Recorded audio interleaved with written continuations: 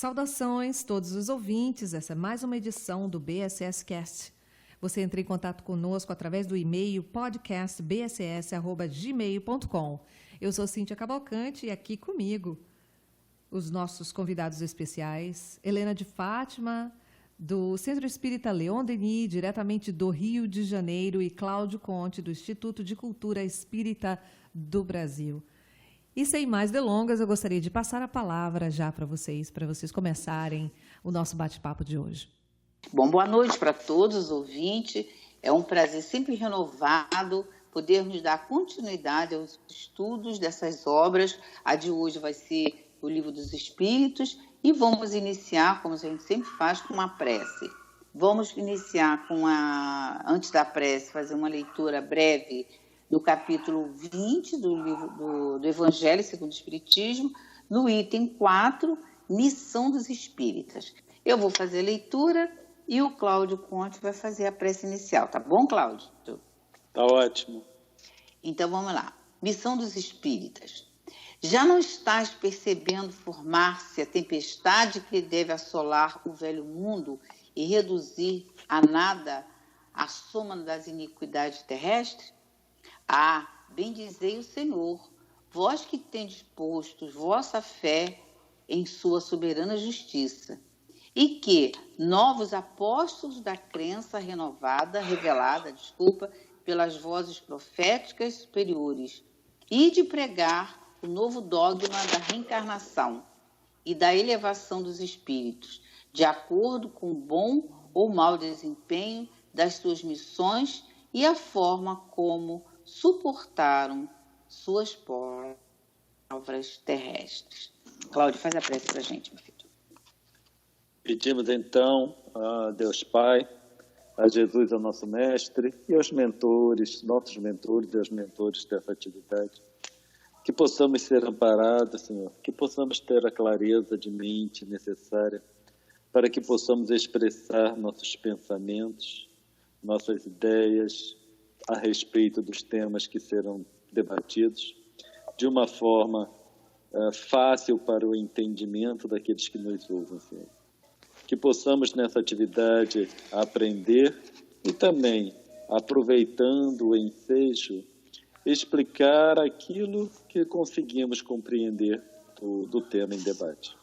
E assim, Pai amado, agradecidos, pedimos sua permissão para iniciarmos o trabalho de agora. Muita paz. Bom, obrigado.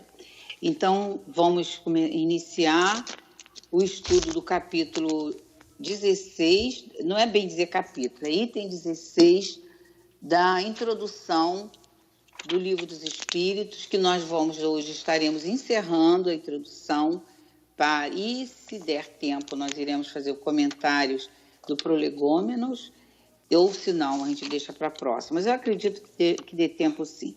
Então, vamos começar, né, com os questionamentos que Kardec está fazendo aqui, trazendo para a gente, que isso aqui é todo um estudo que Kardec faz, aonde ele diz o seguinte: resta-nos a examinar duas objeções, as únicas que merecem verdadeiramente este nome, porque estão baseadas em teorias racionais. Uma e outra admitem a realidade de todos os fenômenos materiais e morais, excluem, porém, a intervenção dos espíritos. Então, eu fiz questão de ler essa parte aqui, porque só esse item aqui já dá para a gente ver ao que Kardec está querendo propor para a gente quando ele traz esse trabalho em relação às objeções. Quer dizer, conjuntos, né, de regras, conjuntos de filosofia existente, isso aí é muito importante, porque Kardec, em momento nenhum, ele nega a existência de outras filosofias, de outras ideias que existem corrente em relação às questões dos fenômenos em si, seja fenômenos físicos ou seja fenômenos inteligentes.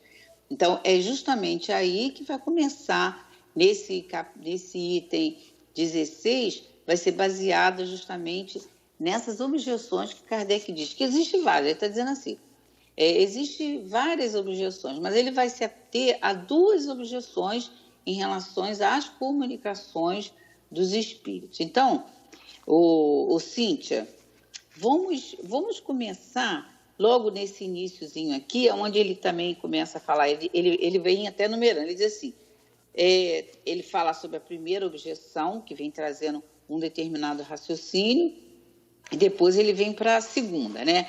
Essa primeira, logo de início, ele diz assim, segundo a primeira dessas teorias, porque essa teoria aqui, quando ele fala essas teorias, lá no Livro dos Médiuns, tem uma matéria muito importante, tem um estudo muito importante de Kardec, que é a questão dos sistemas. Ele, inclusive hoje, aqui no Rio de Janeiro, no Leon Denis, foi um encontro de mediunidade que o estudo foi sobre os sistemas. Então, é um estudo extremamente importante, porque é justamente aí que a gente vai ver o quanto nós nos distanciamos, muitas das vezes, do sistema que foi proposto, não por Kardec, que não foi Kardec que propôs a filosofia espírita. Essa filosofia espírita, ela é proposta, na verdade, por Jesus, né? A gente sabe que a doutrina espírita não tem apenas 160 anos a partir do lançamento do Livro dos Espíritos. Então, a doutrina espírita em si, o espiritismo, ele existe desde que Jesus começou a governar o planeta Terra. E desde quando Jesus começou a governar o planeta Terra? Está lá Emmanuel trazendo a 4,56 bilhões de anos, Jesus já como a pleiade de espíritos puros, e Jesus como governador da pleiade de espíritos puros. Então, ali Jesus já começou a imprimir na psicosfera ambiente todo o espiritismo. Primeiro já começou com uma plataforma divina, com um projeto que seria o quê? Trabalhar em equipe. Então, no espiritismo não existe nada individual, tudo é voltado para ideias universais. O que é bom para todos? Então, já começou Jesus não fazendo sozinho, já nessa direção, nessa condução dos espíritos para o planeta Terra, Jesus faz isso em conjunto, em grupo. Então, a gente já vê aí um dos aspectos da doutrina espírita. Como nós vamos fazendo aqui hoje, né? Esse estudo que nós vamos fazer em grupo, para ir desenvolvendo ideias, para todos poderem participar. Então, esse primeiro, ele vem, para eu passar a palavra para a Cíntia, só para a gente estar esquentando o assunto, né, Cíntia? Ele vem dizendo, olha, todas as manifestações atribuídas aos espíritos não seria outra coisa senão efeitos magnéticos. Os médiuns estariam num estado que se poderia chamar sonambulismo desperto, fenômeno que qualquer pessoa que tenha estudado magnetismo pode testemunhar. Neste estado, as faculdades intelectuais adquirem um desenvolvimento anormal. O círculo das percepções intuitivas estende-se além dos limites da nossa concepção comum. A partir daí, o médium tiraria de si mesmo, por efeito da sua lucidez, tudo o que diz e todas as noções que transmite, mesmo sobre as coisas que lhe são as mais estranhas, no seu estado habitual. Cíntia, como é que a gente poderia refletir sobre isso? Isso é muito interessante. Eu estive na verdade, nessa postura. Eu sou uma pessoa um pouco cética e eu gosto de manter essa postura cética para poder me impulsionar a avaliar com o crivo da razão. Certo. E eu fui para a França, depois de muitos anos, mais de 20 anos, dando passe na Casa Espírita. Eu fui para a França conhecer o Marco Paré, que ele é discípulo do Mesmer. Certo. É um psiquiatra que tem uma escola em Nice, na França, e na Itália. E, justamente, ele é um magnetizador, e nós estávamos tirando o certificado internacional, né, de magnetista eméritos, e ele me colocou nessa situação. E eu, contra a minha vontade, pude prever o que estava acontecendo. No caso, os exercícios na hora, eu teria que adivinhar um nome. E eu, contra a minha vontade, o nome tinha 5 letras. E eu adivinhei as 4 letras do nome. E eu não acreditava em mim mesma. Eu estava sob esse efeito do magnetismo. Sim. Pegando essa minha experiência, eu comecei isso sempre, obviamente, isso é um assunto que fascina a todos nós. Certo. E como isso tem um efeito tão integral na nossa vida, na vida de hoje, tudo o que nós fazemos. E como você mesmo falou, a origem de tudo isso tem uma programação divina pela importância que exerce em tudo, na nossa fala, nos nossos pensamentos, e a extensão de tudo que nós somos se estende e traz esse magnetismo próprio. Sim. E eu queria perguntar para vocês, num contexto da nossa vida diária, como que você coloca essa experiência para nos ajudar na nossa evolução espiritual? Sim. Eu vou passar daqui a pouco a palavra para o Cláudio, tá, Cláudio? Fica atento aí. Você tá trazendo um estudo que é a ciência magnética, ela é irmã gêmea do espiritismo. Está lá em Obras Póstumas, Kardec admitindo isso. Todo mundo concorda com isso, né? Todo mundo sabe a importância de médium, nós também aqui estudamos. Kardec foi estudioso do magnetismo 30 anos, ninguém, né, ele admite isso aí, a gente sabe disso. Só que o que está acontecendo nesse estudo aqui? É justamente isso. Kardec está mostrando o seguinte, ninguém pode negar a questão do sonambulismo, você já fez curso sobre isso, a gente poderia ficar aqui junto, estudando, ia ser uma maravilha estudar sobre o magnetismo, sobre os efeitos do magnetismo, que a gente depois vai voltar nesse assunto. Porém, o que Kardec, na verdade, está querendo dizer aqui é que, independente de todos os efeitos, que tudo na nossa vida é magnetismo, na verdade o magnetismo, ele é o piloto das relações. Tudo tem magnetismo, até porque todos nós sabemos a origem do magnetismo animal, está lá no spin, né? Aquela volta que os elétrons dão, que vai para a última camada, dali ele começa a liberar um fluido que dá o nome de spin. É o mesmo, a origem dele, né? É o mesmo da origem do magnetismo mineral. Tá, mas como a gente não está estudando a origem do magnetismo, na verdade, o que Kardec está trazendo aqui para a gente é ele dizendo que sabe isso, porém, nós nem espiritismo, nem filosofia espírita, a gente não pode deixar passar que existe o fenômeno eletromagnético. Porém, o que se estuda em doutrina espírita, muito além de estudar o fenômeno eletromagnético, que isso aí seria só o fenômeno, que é a parte experimental da doutrina espírita, o que a gente vai estudar é o comunicante, que são os espíritos. Porque o fenômeno por si só não explicaria a filosofia espírita, não.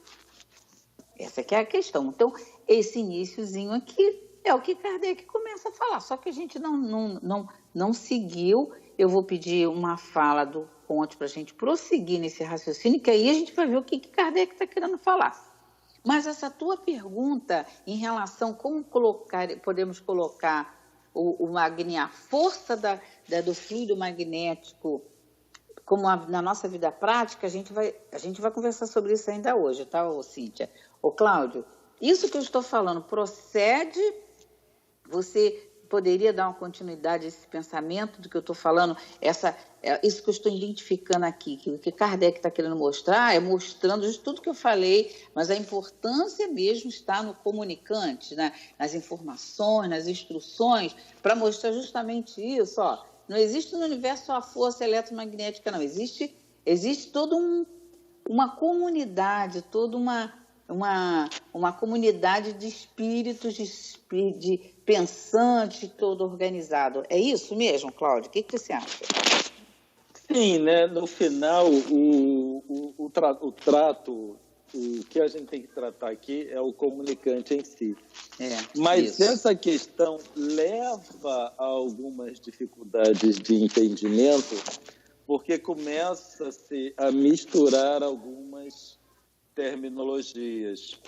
Então, quando a gente vai na época de Mesmer, que surgiu o termo magnetismo, magnetizador e etc, etc, etc.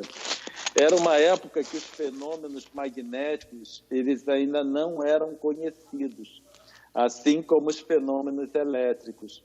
Então, tudo, né, como estava começando esses conceitos, tudo que não se entendia era relegado a fenômenos magnéticos ou fenômenos elétricos. Kardec, quando foi lhe dito sobre mesas que se moviam, a primeira ideia que ele teve é que se tratava de um fenômeno elétrico ou magnético qualquer. Tá? E aí cunhou-se o termo magnetismo lá na época.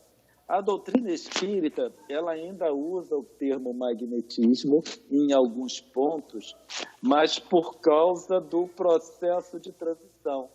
Quando a gente vai olhar na codificação em si, já mais para o final, a gente verifica que o termo correto não é mais magnetismo, mas o termo mais correto é o trabalho com fluido. Então, não é magnetismo animal, é fluido animal. Então, fluido animal, no dia que o movimento espírita abolir esse termo magnetismo e usar a terminologia correta, que é o de fluido, que foi trazido por Kardec, vai facilitar bastante.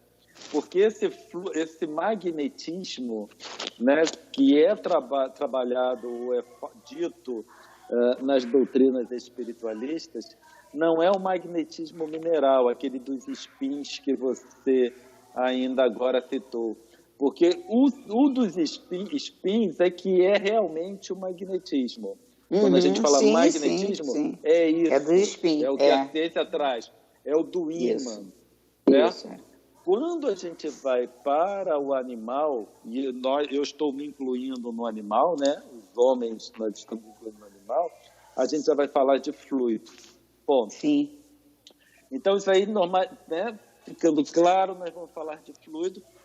E agora a gente pode entrar no comunicante em si. Quando você se abstrai dessa terminologia, você vai verificar que o que você, Cíntia, experimentou lá na França, né, que você esteve, e o que a doutrina espírita fala, no final é a mesma coisa. Só que a doutrina traz uma explicação mais plausível e mais completa.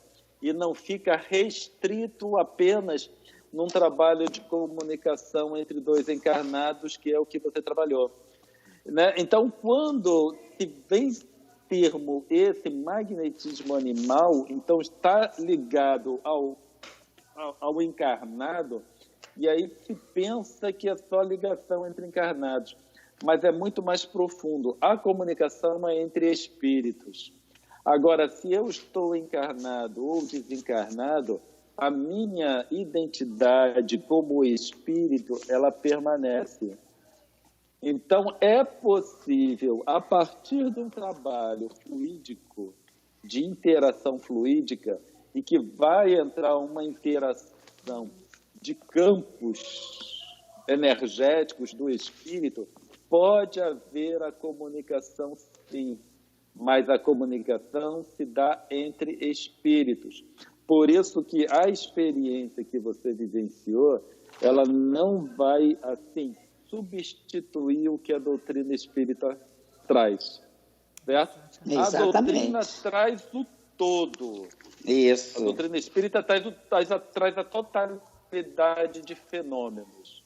O que você vivenciou foi uma parcela dessa totalidade. Agora, uma parte não representa o todo.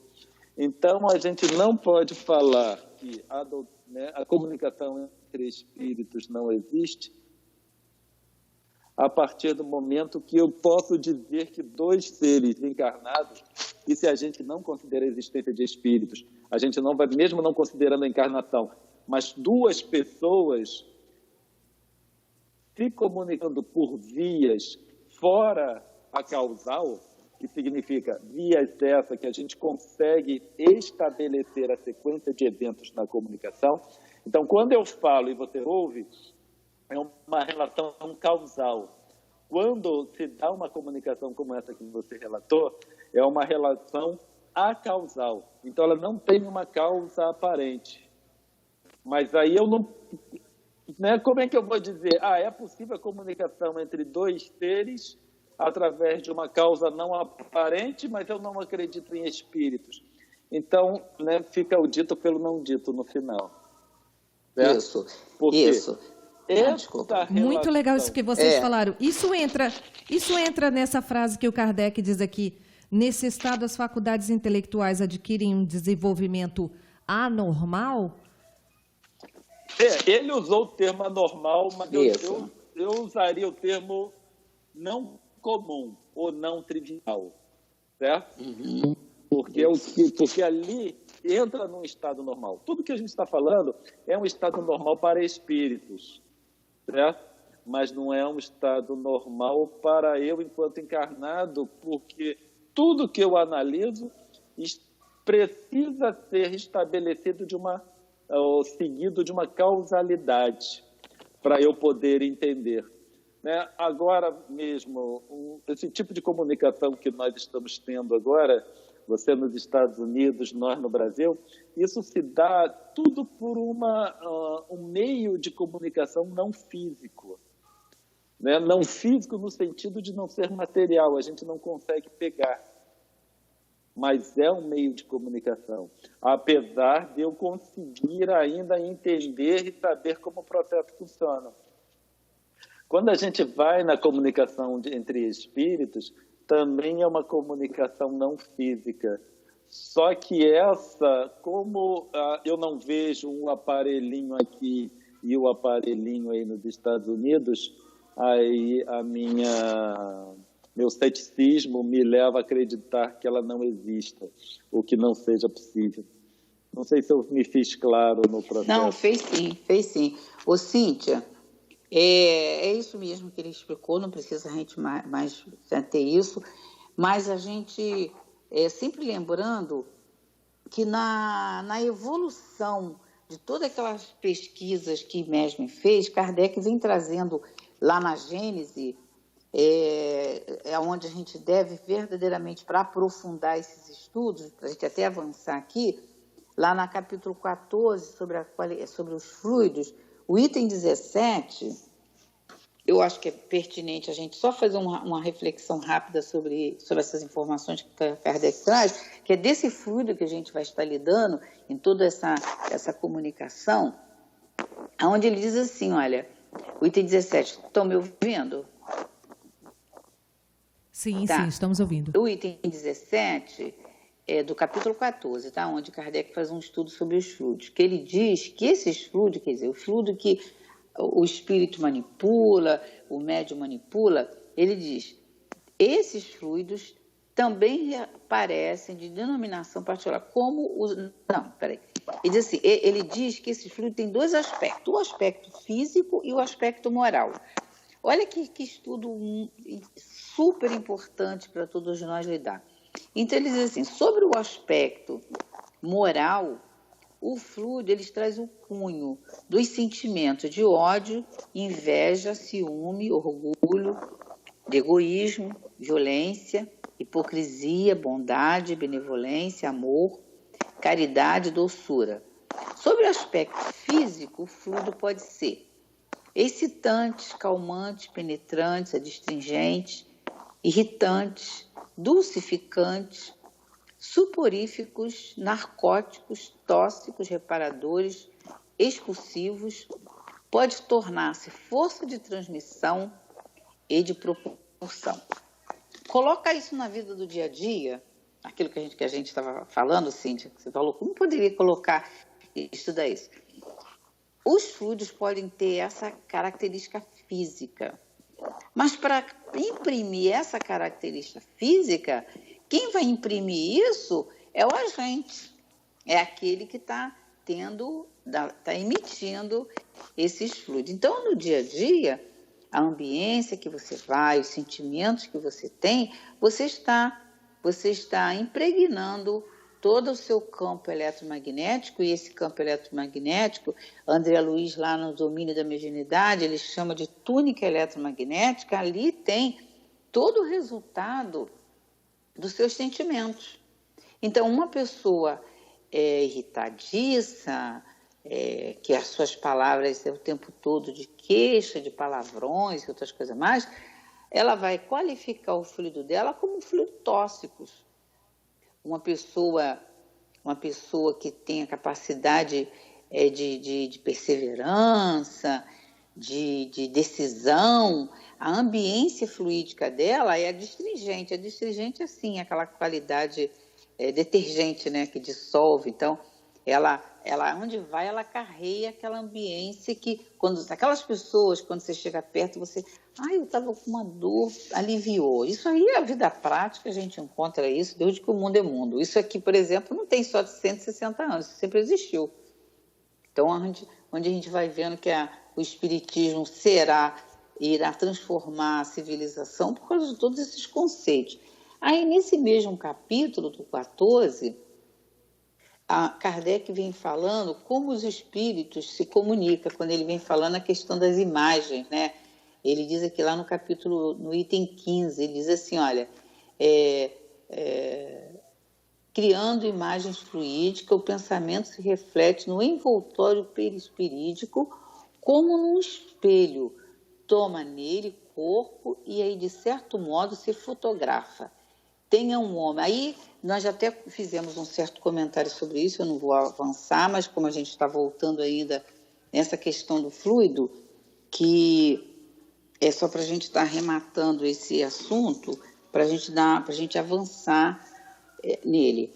Aí aqui embaixo, avançando, né, o raciocínio, Kardec diz assim, segundo uma outra opinião, o médium é mesmo a fonte das manifestações, mas em vez de extraí-las de si mesmo, porque lá em cima ele vem falando, aqui nesse capítulo mesmo, que ele vem dizendo que não poderia negar a força magnética, porque ele é um estudioso, mais de 30 anos, ele vem dizendo, mais de 30 anos que nós estudamos magnetismo.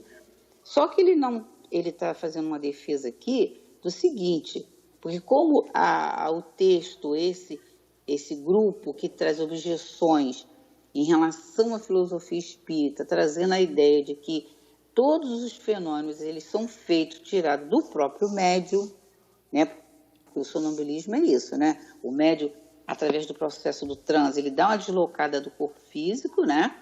E aí ele mesmo fala através do próprio corpo dele. Aí 1000 fenômenos pode acontecer através do magnetismo, através do sonambulismo. Ele pode fazer um efeito físico, fazer o corpo andar, ele vê em processo sonambúlico, ele vê através dos corpos opacos, aí tem toda aquela série de fenômeno que existe através do sonambulismo. Mas é o próprio médium que está fazendo aquilo ali, aquele fenômeno está sendo feito pelo próprio médium. Aí Kardec aqui embaixo ele vem dizendo, isso é possível sim, mas não pode se dizer, né, quando ele diz aqui, mas em vez de extraí-la de si mesmo, assim como pretendem os partidários da teoria sonambúlica, eles a aurem no meio ambiente. O médium seria, assim, uma espécie de espelho que reflete, por isso que eu quis ler lá o capítulo 14, lá o item 15, que isso acontece, a leitura, um espírito, a leitura do pensamento é feita dessa forma, ele joga em forma de imagem para a sua ambiência psíquica e ali fica como espelhado, fica como num espelho, os outros espíritos podem ler. Então, ele seria uma espécie de espelho que reflete todas as ideias, todos os pensamentos, todos os conhecimentos das pessoas que o rodeiam. Nada diria que não fosse conhecido. Quer dizer, ele iria refletir as ideias, que saiu uma teoria também comum, né? Não aceitando um comunicante, mas seria o resultado, aquele médium, ele estaria utilizando o resultado de todas as pessoas que estivessem no ambiente. Também é possível, tudo isso é possível, mas Kardec ele insiste, e é isso que vem verdadeiramente compor a doutrina espírita, que não é só isso, é além, muito além disso. Cíntia, por enquanto nós estamos, você acha que estamos conseguindo atender as dúvidas dos nossos ouvintes em relação a essas questões? Você é o nosso filtro, Cíntia. Eu sou suspeita para falar de vocês. Eu acho magnífico a explicação de vocês e estou conseguindo acompanhar bem. Né? Continua que está ótimo. Tá bom, porque porque se nós estamos nos entendendo, as outras pessoas também podem estar. Que a gente tem essa preocupação, né, Cíntia? A gente vai de roldão e no entusiasmo a gente tem que dar uma parada para pensar, para ver se verdadeiramente as outras pessoas estão entendendo também, né? Porque os questionamentos que nós estamos fazendo é justamente isso que Kardec está trazendo aqui para a gente estar pensando, né? Ele vem trazendo elementos, não discordando, em momento nenhum ele discorda das objeções, que esses conjuntos de ideias, ele admite o conjunto de ideias, porém ele diz, não pode ser radical achar que é só isso, né?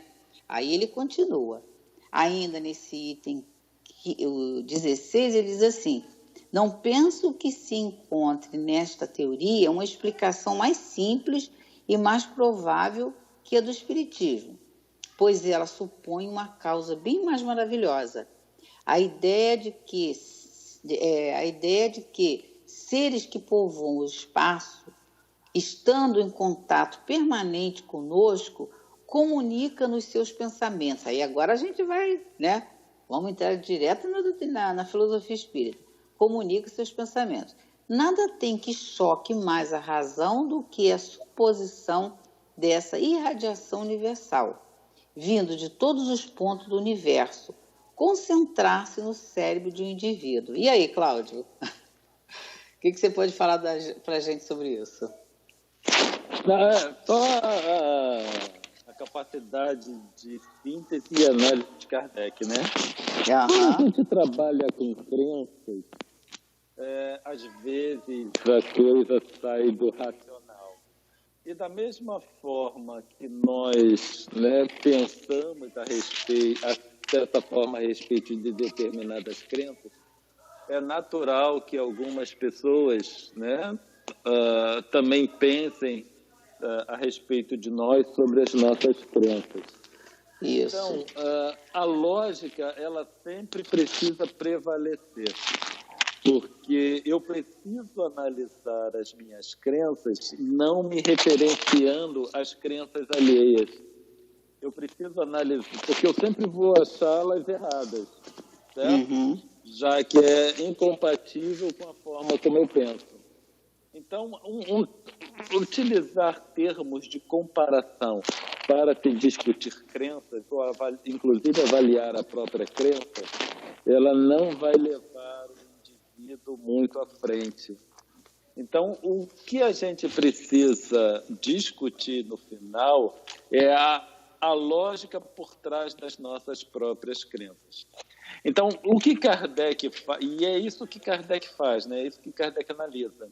Porque como ele não contrapõe a crença alheia simplesmente dizendo que é errado, ele analisa através da lógica. Então, ele usa a lógica para avaliar as crenças espíritas e usa a lógica para analisar as crenças de outras pessoas ou outras vertentes de pensamento.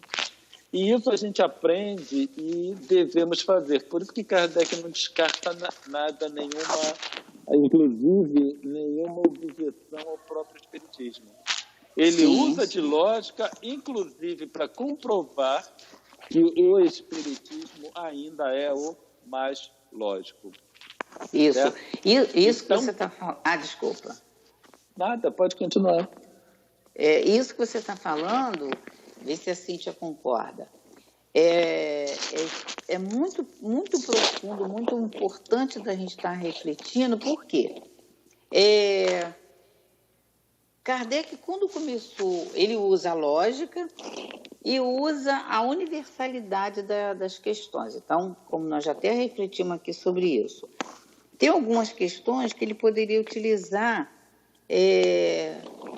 as objeções das outras filosofias, porque, observando, por exemplo, a reencarnação, é uma ideia universal, mas mesmo assim ele não utilizou para fazer todas aquelas perguntas e ir desenvolvendo a ideia da reencarnação, ele não utilizou a reencarnação, a parte histórica da reencarnação.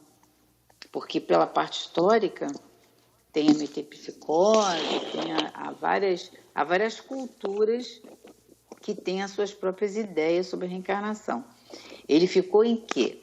Ele usou o método universal, pesquisando, ouvindo vários médiuns, vários espíritos, ele botou os espíritos, ele não acreditou nos primeiros que apareceu, até o próprio São Luís, Agostinho, o Erasto, ele primeiro passou as ideias desses espíritos pelo crivo da razão, para depois ele realmente ver quais as questões que iriam entrar.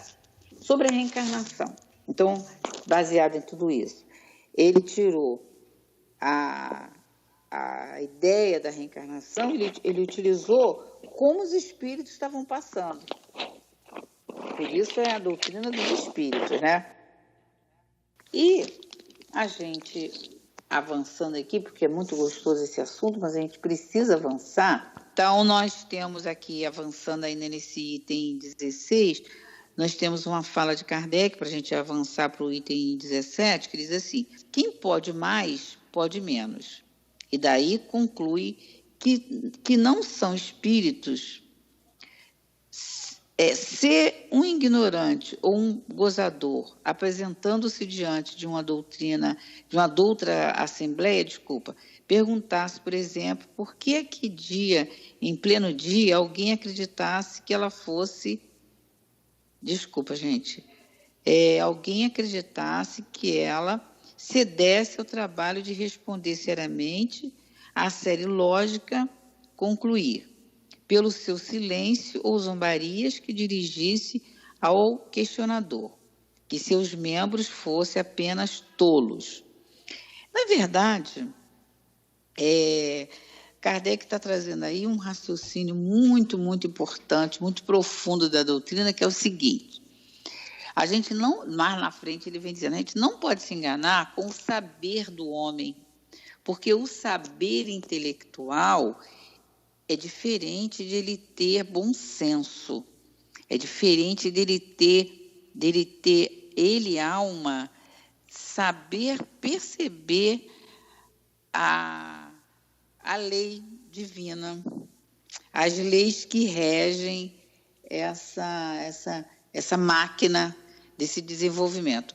Era nesse momento aí, para a gente estar entendendo, na verdade, isso que uma das coisas que o homem sempre se confundiu, desde que o mundo é mundo, principalmente com o médium.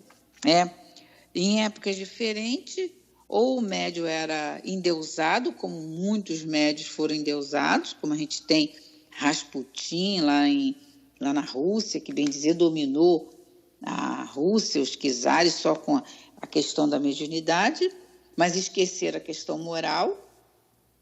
Ou Joana d'Arc, por não aceitar as injunções dos homens, na sua falta de bom senso, foi queimada como bruxa.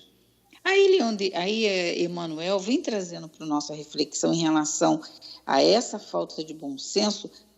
Ele pode ter todas as possibilidades do fenômeno, mas não significa dizer que por esse médium ter a faculdade de fenômeno, ele teria o bom senso. Aí é onde eu estou querendo deixar para todos nós a reflexão do livro Emmanuel, essa parte, sabe, Cíntia, que eu pedi você para baixar, tá? Lê para a gente com calma, para a gente estar refletindo e ver se isso que Kardec também está querendo dizer para a gente. Quem são os médiuns na sua generalidade? Os médiuns, em sua generalidade, não são missionários na acepção comum do termo. São almas que fracassaram desastradamente, que contrariaram sobremaneira o curso das leis divinas e que resgataram, sob o peso de severos compromissos e ilimitadas responsabilidades, o passado obscuro e delituoso. Seu pretérito, muitas vezes, se encontra enodoado de graves deslizes e de erros clamorosos.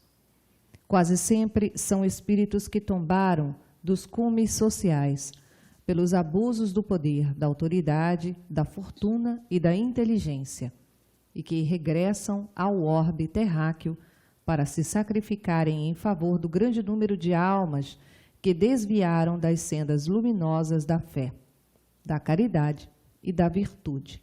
São almas arrependidas que procuram arrebanhar todas as felicidades que perderam, reorganizando com sacrifícios tudo quanto esfaleceram nos seus instantes de criminosas arbitrariedades e de condenável insânia. As existências dos médiuns em geral têm constituído romances dolorosos, vidas de amargurosas dificuldades em razão da necessidade do sofrimento reparador. Suas estradas no mundo são repletas de provações, de continências e desventuras. Faz-se, porém, necessário que reconheçam o ascetismo e o padecer como belas oportunidades que a magnanimidade da providência lhes oferece, para que restabeleçam a saúde dos seus organismos espirituais, combalido nos excessos de vidas mal orientadas, nas quais se embriagam à saciedade com os vinhos sinistros do vício e do despotismo. Humilhados e incompreendidos, faz-se mister que reconheçam todos os benefícios emanantes das dores que purificam e regeneram, trabalhando para que representem, de fato, o exemplo da abnegação e do desinteresse, reconquistando a felicidade perdida. E aí? É um texto incrível, Né? e eu digo, relendo esse texto, para nós, nos demonstra a nossa, nos coloca na nossa pequenez de visão. Com pouca visão, nós temos dessa amplitude que é esses mecanismos divinos para a nossa evolução. Eu gosto muito é por isso que o Espiritismo apaixona no sentido, pelo que traz essa verdade, e é uma verdade que ela não te ilusiona. Isso. Ela te tira dessa ilusão e ela diz assim, tá aí, você está de frente com essa verdade. Esses que têm essa carga tão perturbada, existe uma razão, e uma razão inteligente, uma razão elevada, e que precisamos deixar de ser crianças e termos a responsabilidade, finalmente, daquilo que nós praticamos. Agora, vou te fazer uma pergunta. Você, baseada no estudo de Kardec de hoje, é possível todas as respostas filosóficas altamente profundas, consoladoras, instrutivas, vir apenas de um fato do sonambulismo, que seria do próprio médium? Olha quem são os médiuns na generalidade. Entendeu onde eu estou querendo chegar? Sim, sim. Está entendendo? Então, não é possível, porque só o fato de você ter a possibilidade mediúnica não diz que você teria capacidade de compor raciocínios tão profundos quanto existe no céu e inferno, por exemplo. A gente encontra lá no céu e inferno, lá naquela questão, por exemplo, da passagem, aonde Kardec vem trazendo como fica a situação do homem no momento do seu desprendimento, a aderência do perispírito ao corpo físico. É preciso que haja uma diminuição dessa aderência, porque senão depois ele entra o processo lá da perturbação. O processo da perturbação ela vai durar tanto tempo quanto o tipo de vida. É isso que a gente aprende lá na passagem, não é? O tipo de vida, a natureza da sua existência. Gente, isso aqui é muito profundo, esse momento, essa parte lá do céu e inferno, que é a passagem, não sei se vocês lembram. Isso aqui é tão consolador, é um roteiro para você viver bem, porque senão você vai chegar a esse momento que é inexorável para qualquer um, é da lei, e você... qual a doutrina que apareceu até hoje no mundo, que não seja a doutrina de Jesus, que possa preparar o homem para esse momento tão tão importante que é o momento ou da reencarnação ou do desprendimento, né? Que é o que Kardec fala lá, olha, as sensações desagradáveis, elas, dessa passagem do fenômeno, né, da perturbação, ela vai ocorrer quanto mais você tiver preso, mais aderência tiver, ele chama de aderência, coesão, quanto mais as células do perispírito estiverem presas às células do corpo físico, quanto mais aderência. Então é preciso que haja o quê? Uma força para diminuir isso. Que força é essa que você vai fazer para diminuir? Primeiro, a ideia de Deus. Segundo, conhecendo as coisas transcendentais, estudando, refletindo, porque senão esse sofrimento ele pode durar de dias, de horas, dias ou anos, ou séculos, de lá. E isso que a gente tem visto, né? Durante muito tempo, as almas penadas, a história sempre vem trazendo isso. Então, essa explicação aqui, com tanta lógica, eu poderia pegar qualquer outra, me lembrei dessa. Com tanta lógica, será que seria só por fato daquele homem ter um processo mediúnico, um fenômeno eletromagnético? Será que só por esse motivo, só por causa de um sonambulismo? Entendeu onde eu estou querendo chegar, Cíntia? Sim, sim. Porque faz muito sentido. Faz sentido? Esse texto não tem um sentido muito profundo para todos nós estarmos refletindo? Exatamente. Tá? E você vê, no longo da história, a mediunidade antes de Kardec era isso, não tinha respeito pelo comunicante, fazia-se perguntas, qualquer tipo de pergunta, achava que o espírito tinha que conhecer de tudo. Aí Kardec vem mostrando, olha só, não é porque é espírito que conhece de tudo, não era assim?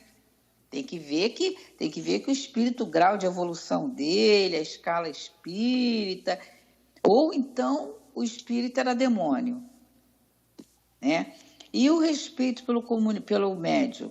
Então, depois de Kardec, mediunidade para Kardec é estudo, é desenvolvimento do senso moral, não apenas o fenômeno em si. Então, tudo mudou, todo esse processo mudou. Aí vem Emmanuel trazendo esse texto para a gente, falando quem é o médium na generalidade. E aí a gente começa a se colocar na filosofia espírita com uma outra visão, com um senso moral mais amadurecido.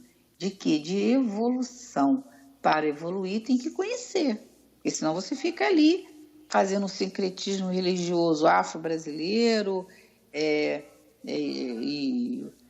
Vamos ser eternos xamãs, eternos, né? Isso. Magias eternamente. Isso. E nunca vamos sair desse nível de xamã. Exatamente. Eu digo isso porque eu sou da Amazônia, né? Uhum. Então, os xamãs, para mim, é uma coisa, faz parte da cultura. Então, temos que sair desse patamar de xamã, temos que evoluir, exatamente. Né? Evoluir. E para sair desse patamar, a gente precisa estar conhecendo as ideias de Jesus, e que ele falou, eu sei que eu não falei tudo, mas eu vos enviarei o Consolador prometido. E nós estamos num momento do movimento espírita, se a gente não tomar cuidado, tem uma força puxando a gente para o fenômeno em si. O fenômeno é o fenômeno físico, é igual um fenômeno da física, da química, só que com a ciência específica. Mas é um fenômeno. Agora, o fenômeno inteligente, logo que Kardec teve contato com o fenômeno físico, logo ele percebeu, tem um fenômeno físico, mas também tem um inteligente. Então, a gente não pode querer dar um passo atrás, para trás, esquecendo que não é só o fenômeno físico em si, existe o fenômeno inteligente, que é a comunicação dos espíritos, e esses espíritos cada um está no grau que lhe é próprio. Então, a gente ainda tem que selecionar tudo isso. Ô, Cláudio, vamos avançar no capítulo 17 aí, por favor?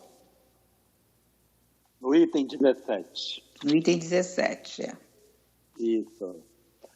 O ceticismo no tocante à doutrina, quando não resulta de uma oposição sistemática por interesse, origina-se quase sempre do conhecimento incompleto dos fatos, o que não obsta a que alguns cortem a questão como se a conhecessem a fundo.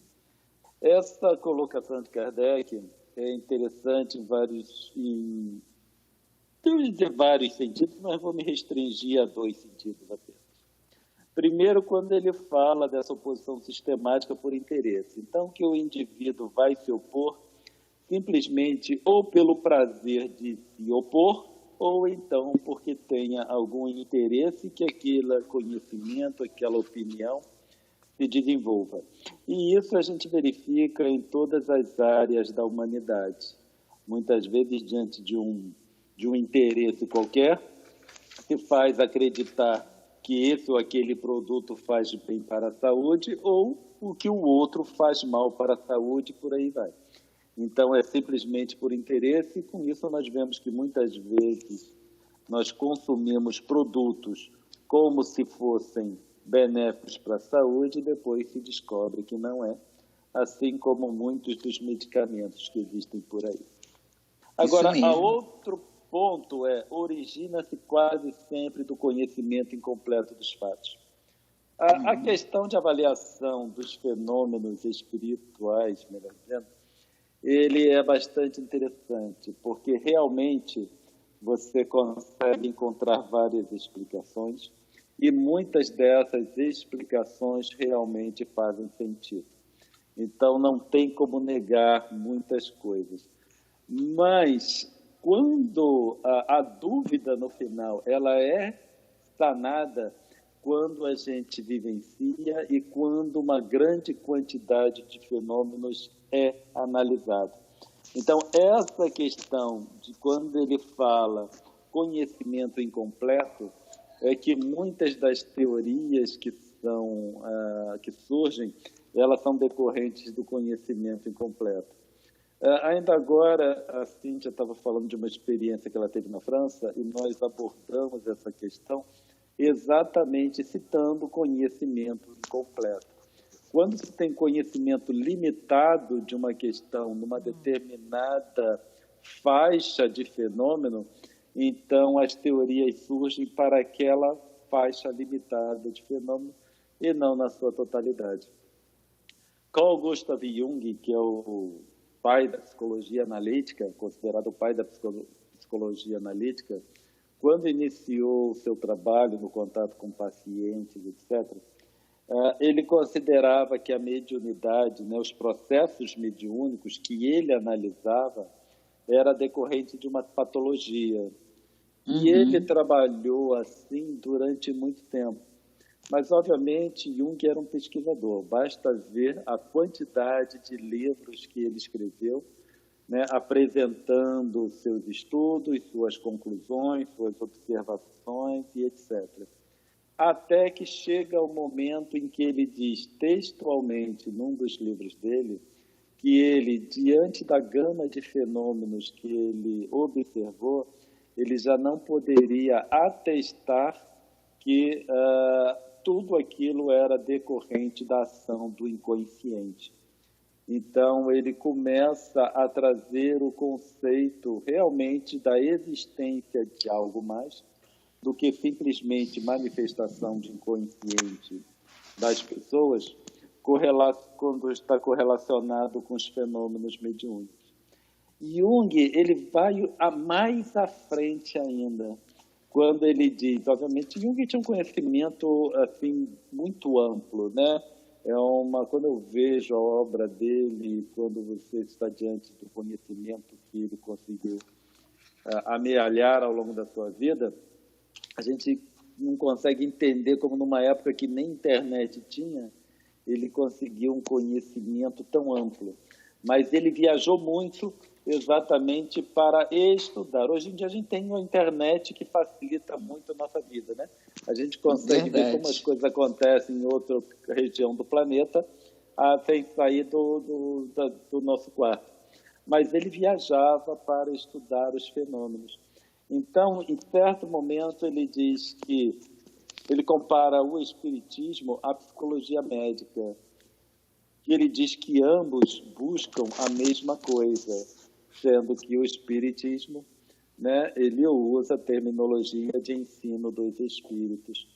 Então, nós vemos que, para se ter uma noção um pouco mais precisa de como os fenômenos dessa categoria ocorrem, é necessário uma experiência bastante ampla e uma observação dos variados tipos de fenômenos. Quando nós olhamos os fenômenos físicos, né, eu digo, não fenômeno físico em termos de espiritualismo, né, em termos de espíritos atuando, mas os fenômenos da natureza, melhor dizendo, eles são reproduzíveis, exatamente como aconteceu a primeira vez. Então, a gente consegue reproduzir o mesmo fenômeno numerosas vezes até que a gente consiga estabelecer as leis ou decifrar as leis que regem esse fenômeno. Quando nós trabalhamos com espíritos, com seres humanos, né, com seres pensantes, a reprodução do fenômeno não é tão trivial assim. Nós não conseguimos induzir que o fenômeno ocorra da forma como a gente deseja. Então, é preciso uma observação demorada ao longo de muito tempo, uma observação dos fenômenos, do fenômeno ocorrendo nas suas várias nuances, para que possamos entender.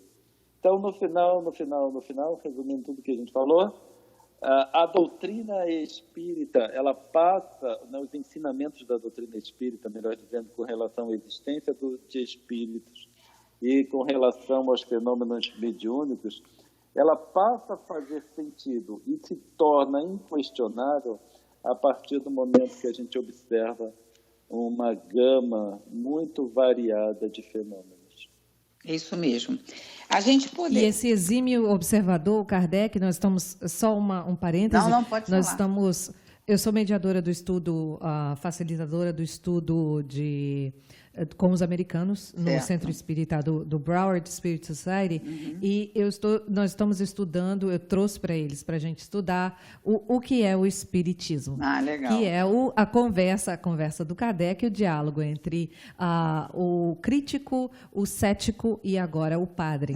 Então, as camadas da observação chegam ao ponto do Kardec, com a observação que ele teve, olha, como isso é importante, eu contar esse diálogo, como foi esse diálogo, sobre o cético, o crítico, como que se comportam essas pessoas e como que elas se aproximam com suas perguntas sobre temas que elas não entendem. E quando o Cláudio estava falando, eu me lembrei da importância e como está sendo maravilhoso estudar esse livro com os americanos, o que é o Espiritismo, lendo esse diálogo incrível que Kardec teve com o crítico, o cético e o padre, e trazendo toda essa informação e mostrando a maneira como ele coloca o Espiritismo e como ele precisava de toda essa observação para poder ter a segurança de andar em águas seguras, né? E para que isso estivesse conosco até hoje,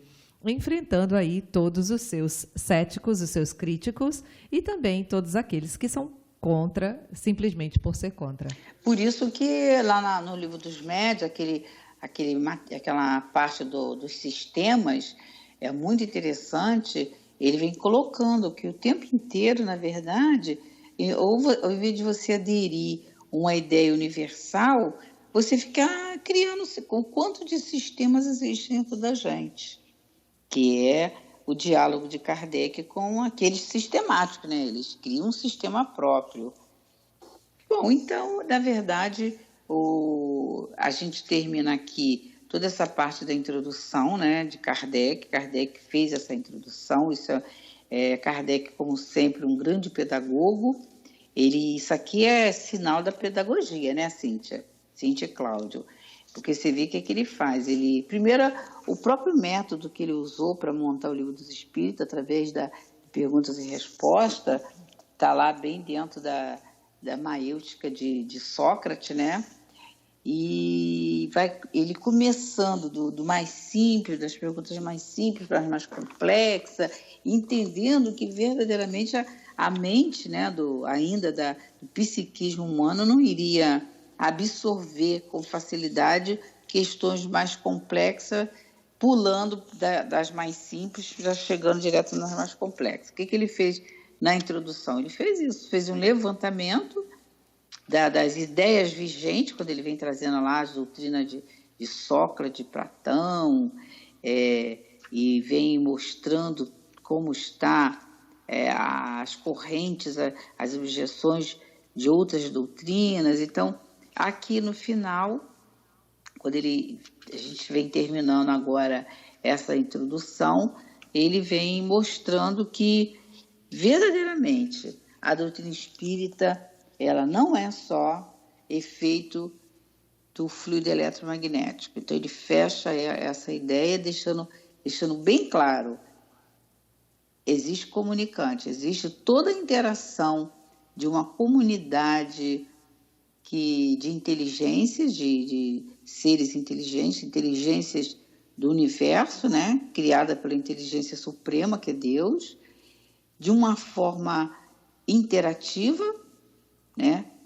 Com matéria em outro estado, né? E ele deixa bem claro que isso as várias formas da matéria é apenas coagulação do fluido cósmico universal, que vai diferenciando isso. A diferenciação da matéria não altera em nada o comunicante, e níveis diferentes de escala de entendimento. Então, é uma série de fatores que ele vai mostrando as necessidades da gente não ficar com um pensamento simplista, ao mesmo tempo universal, mas não simplista, porque há muitos desdobramentos em toda essa ciência espírita. Há critérios para se envolver, principalmente com os fenômenos mediúnicos, né, que a parte as questões experimentais. E eu acredito que dê tempo, Cíntia, não sei se... Você tem o livro dos médiuns aí, Cíntia, contigo? Kardec vem mostrando para a gente quais são os critérios para que haja uma reunião, porque isso aqui é uma reunião espírita, certo? Concordam vocês? Isso aqui que a gente está fazendo é uma reunião? É uma reunião inteligente, não tem um fenômeno físico em si, mas tem um fenômeno inteligente. Então, no capítulo 29, vai direto na questão 324. Sim. Olha que beleza de instrução que Kardec diz para a gente, como é que a gente deve ser, quais são os frutos que se tira de uma reunião espírita. É o capítulo 29 das reuniões e das sociedades espíritas. Lê lá, das reuniões em geral. Lê o 324. Tá. Okay. As reuniões espíritas podem oferecer grandes vantagens, pois permitem o esclarecimento pela permuta de pensamentos, pelas perguntas e observações feitas por qualquer um, de que todos podem aproveitar-se. Mas para se obter resultados desejáveis, requerem condições especiais que vamos examinar, porque seria errôneo tratá-las como as das sociedades comuns. Aliás, constituindo-se as reuniões em verdadeiro todos coletivos, constituindo-se as reuniões em verdadeiros todos coletivos, o que a elas concerne é uma consequência natural das instituições individuais dadas anteriormente. Devem elas tomar as mesmas precauções e preservar-se das mesmas dificuldades referentes aos indivíduos. Foi por isso que deixamos este capítulo por último. As reuniões espíritas diferem muito quanto às suas características, segundo os seus propósitos, e por isso mesmo a sua constituição deve também diferir. Segundo a sua natureza, elas podem ser frívolas, experimentais ou instrutivas. Para instante. Viu? Não é lindo isso? Sim. Né? Concorda? Maravilhoso, sim. Para a gente estar entendendo o seguinte, a importância que tem qualquer local que a gente vai se reunir para estudar a doutrina espírita. Elas podem ser frívolas, experimentais ou instrutivas. Então, é o caráter que nós estamos dando essa reunião aqui, instrutivas, né? A gente faz a prece antes, a gente se prepara. Então, quando nós estamos fazendo a prece antes, a gente está admitindo que estamos estudando só nós encarnados aqui, né? Intuindo, através da intuição. Então, toda seriedade, todo comprometimento, isso tudo já vai caracterizando. Então, a gente pode dizer, então, existe toda uma ambiência eletromagnética? Também, porque o que acontece? Em nosso redor faz um campo eletromagnético. Mas é só...